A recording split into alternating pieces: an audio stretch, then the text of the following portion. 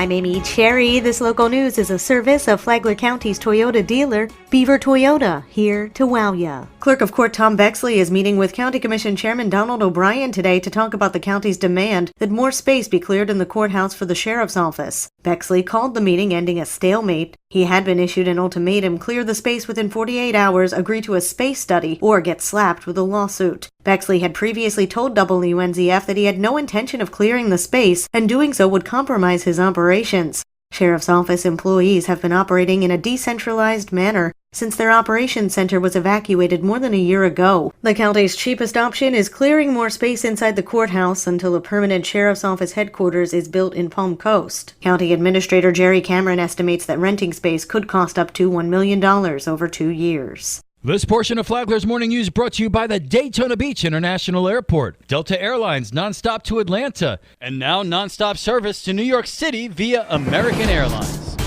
Rising Flagler County property values are fueling tax hike disagreements. Rich Petchke reports. Property values are up by nearly 9% this year compared to 8% in 2018. That means additional tax revenue for municipal budgets, but Flagler Beach City Manager Larry Newsom says he plans to include a 33% tax increase in next year's budget. I'm going to present exactly what I think the city needs. I'll retract that, what I know the city needs in order to function, and it has nothing to do with my salary at all. Commissioner Rick Belhumer says that's one thing he doesn't like about the budget process. Each year, it's like a staff conspiracy. They're doing all this behind doors, and then they bring it to us and say, hey, what do you think? And who knows what they're thinking. The new budget needs to be passed by the end of September. The interview with Commissioner Belhumer is from Live, Shop, Play, which airs every Saturday morning on WNZF at 9:30. The full interview can be heard on the podcast available at WNZF.com. For Flagler's Morning News, I'm Rich Petchke. This story starts with a Bunnell man admitting to smoking meth by the pool. Tony Magoo picks up the story from there. During an incident on Wednesday, Donald Threadgill, 36 of Tangerine Avenue in Bunnell, was accused of stealing his roommate's gun and trying to shoot the man's dog. Threadgill told officers he was hanging out smoking meth at a residential swimming pool, and he became paranoid that unknown people at the pool were going to attack him, so he decided to walk home. When he got home, he got into a heated confrontation with his 55-year-old roommate, David Burley. Burley told deputies the argument started when Threadgill asked to borrow his gun, and he told him no. After wresting the handgun away from Burley, Threadgill pointed it at his dog and pulled the trigger. The weapon, which wasn't loaded, didn't fire any rounds. Threadgill was charged with battery, robbery, and aggravated assault in connection with the incident. He remained jailed on $21,500 bail Thursday afternoon. For Flagler's Morning News, I'm Tony Magoo.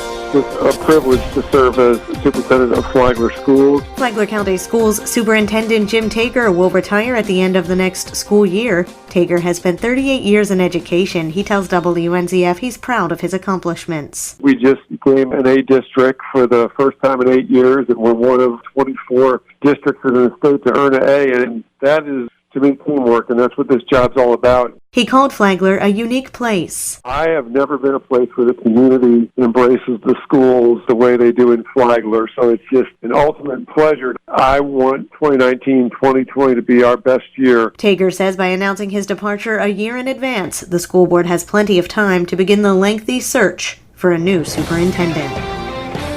What are Flagler County residents doing wrong when they're boating? Eric Mead of the Florida Fish and Wildlife Commission says there are several things, but 3 will get you cited quickly. We have the seasonal manatee zones in Flagler County, so we catch a lot of people coming through there. A lot of residents of Flagler County, blowing the zones and things like that. Big thing we push is life jackets.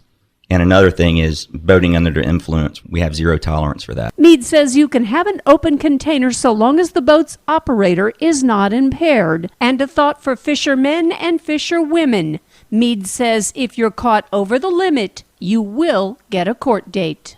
You can hear the entire interview on the Free for All Friday podcast. You can find that at the Flagler Radio app. Download the Flagler Radio app today. From the WNZF Newsroom, I'm Deb Albertson. And now you're up to date on Flagler's Morning News. I'm Amy Cherry.